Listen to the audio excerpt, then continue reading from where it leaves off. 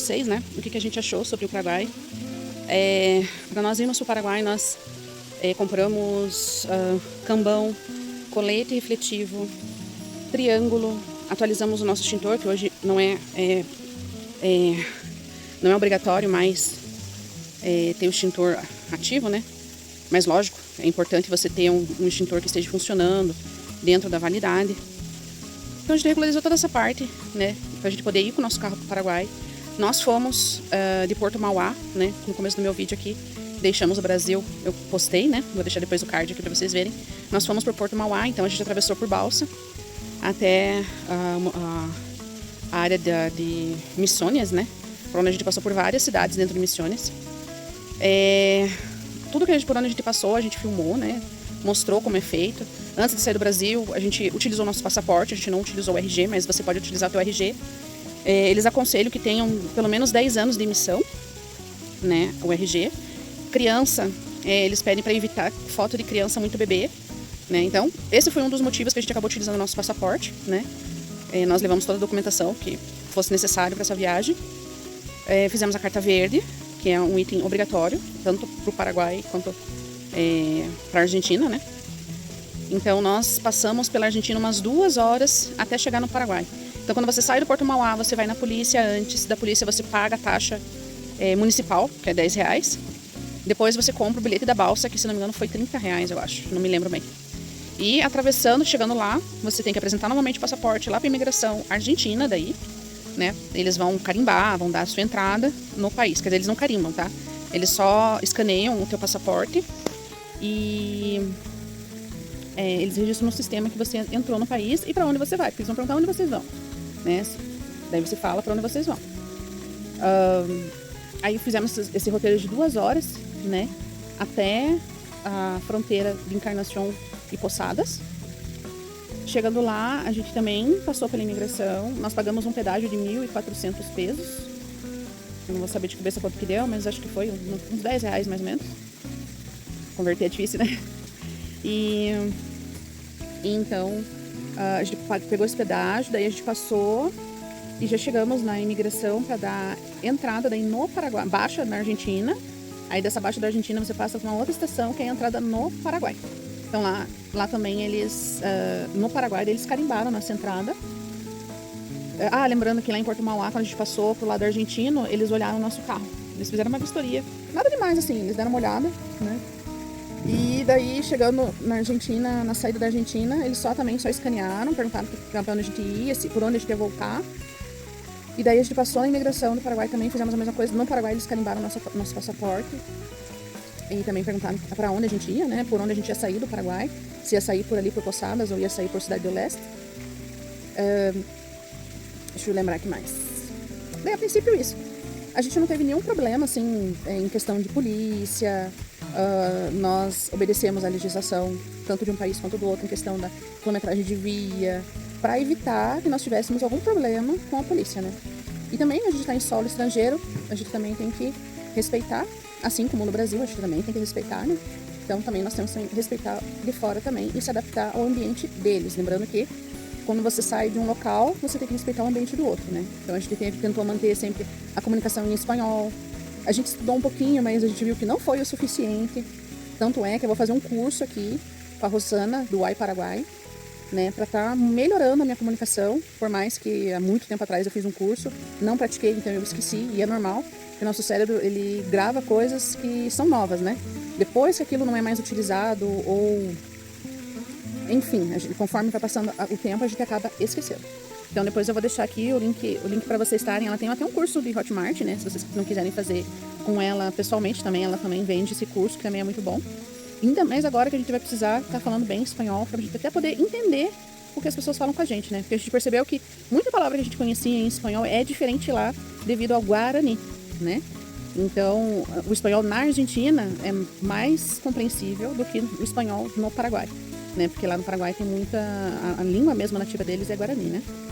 E então, tem muita palavra que a gente achava que era em espanhol e no fim tinha Guarani no meio, então a gente acabava tendo algum problema assim de comunicação. Mas assim, eu vou falar pra vocês, os paraguaios foram super tranquilos com a gente, tiveram muita paciência com a gente, né? Nas coisas que a gente não conseguia entender eles falarem. Muito queridos, não tenho nem o que falar.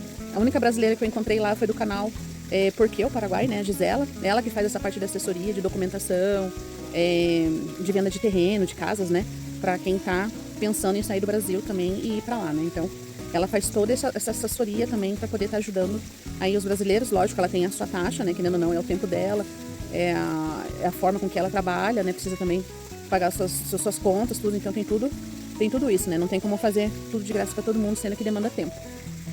Então, ela é uma querida, né, a gente encontrou ela, pena que a gente não conseguiu se encontrar nesse meio tempo enquanto a gente estava lá, até para poder conhecer mais ela e para poder eu ter uma impressão dela para falar para vocês aqui. No Uai Paraguai eles criaram um grupo de WhatsApp muito bom, tá bem interativo lá, a gente tem se comunicado ali, então eles dão bastante dicas ali também, o Léo sempre está colocando ali as atualizações deles e tal, e também para quem gosta de acompanhar o canal deles, né, é interessante. Também estou num outro grupo ali de Lifes. Ai, gente, esses nomes em inglês me dá um negócio, mas é do Flávio. É Lifestyle Paraguai, alguma coisa assim, o canal dele também. Eu tô nesse grupo lá. Lá nesse grupo, como tem mais pessoas, eles acabam falando mais coisas pertinentes ao Paraguai, também dando muita dica. Se você pergunta lá, o pessoal responde. Tem o Júnior também lá, que também faz a venda de terrenos, né? Ele também, eles indicam também a Rosana, também como assessora também no Paraguai. Então, assim, tem um círculo de brasileiros ali que se comunicam bem, então ajuda bastante, assim, né? Então, esses são um pouco do que a gente tem vivido e tem passado. E foi bem bacana, né? Foi bem bacana essa experiência. Para nós foi uma experiência muito positiva. Era um sonho que a gente já estava há muito tempo querendo fazer, né? Quem nos conhece sabe que a gente teve muitos intempéries aí no meio da caminhada. E tudo que a gente imaginou não estava dando muito certo. Agora com a situação no Brasil, infelizmente, né? A gente fica triste por toda a situação que está acontecendo. Essa questão política, financeira, né? Então, para nós que já estávamos planejando há uns 3 anos atrás sair do país, né, ou para o Canadá, que nós temos um cunhado que mora lá, né, eles são já até cidadãos, ó, tô pro espanhol, tá afiado, são já cidadãos canadenses, né, então a gente também pensou em ir para lá até para ficar próximo de alguém, né, mas o Paraguai em questão de impostos, de família, de ser uma política de extrema direita. Você vê lá que as famílias saem à noite com as suas crianças, realmente eles ficam no parque até tarde, eles caminham na costaneira até tarde, com segurança, com o celular na mão, com fone de ouvido, tranquilamente eles caminham lá, não tem aquela insegurança quando a gente está aqui no Brasil e faz isso, né? Porque a gente parece que a qualquer momento, tanto é que nós, toda hora que a gente saía com o pochete embaixo da blusa. Era engraçado, porque como era um país diferente, a gente não sabia se realmente era aquilo, porque a gente conhecia a Cidade de Leste. Então era uma coisa assim que não tinha como dizer assim, é seguro. É que Cidade de Leste também ele é diferente. Lá tem muito brasileiro, então lá é um negócio de vendas, então não dá nem para se comparar com Encarnação, né? Talvez acho que Assunção também seja um pouco diferente, a gente não conhece, quem sabe, né? Mais pra frente a gente faça uma visita em Assunção.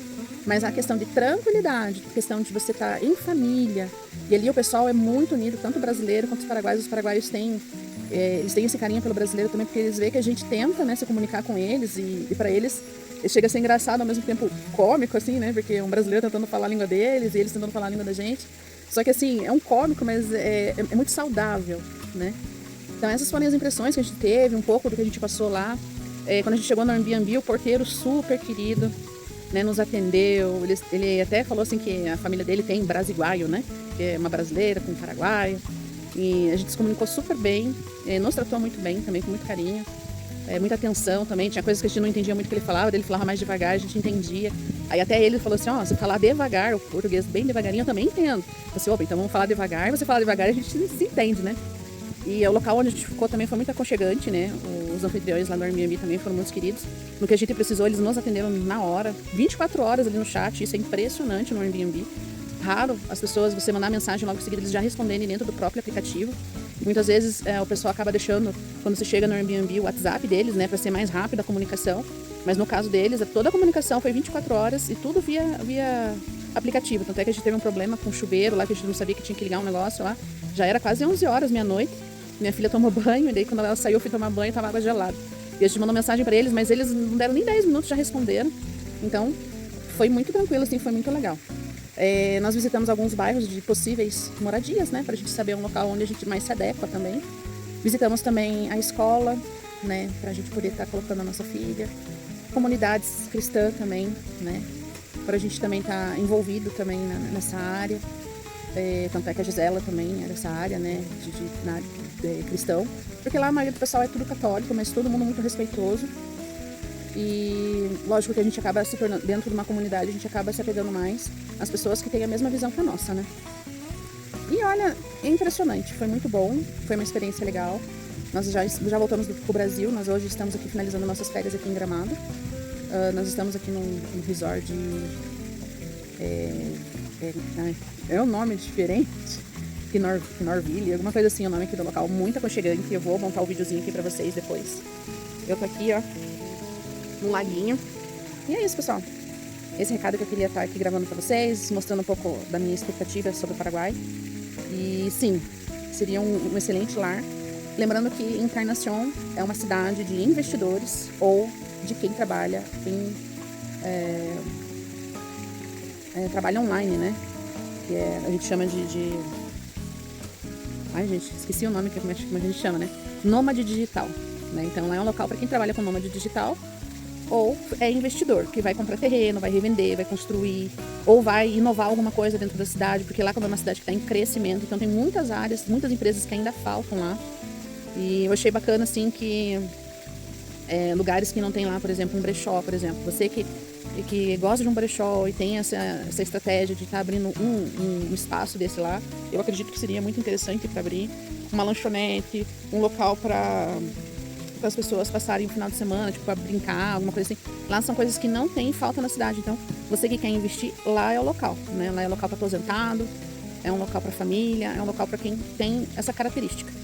Pelo pouco que eu pesquisei, pessoas que querem trabalhar no Paraguai, tem a Cidade do Leste, tem Asunción, são as duas cidades que a gente ouve, né, falar melhor em questão de emprego, né, de oportunidade de emprego. Mas Encarnación realmente é uma cidade para nômade digital, aposentado, ou se você é um investidor e vai investir na cidade, quer que a cidade cresça, né, então é para você ir lá esse local também.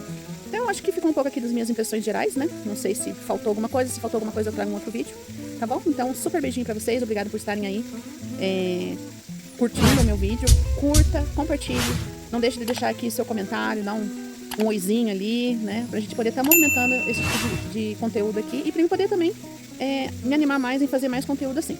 Então, muito obrigada e até mais!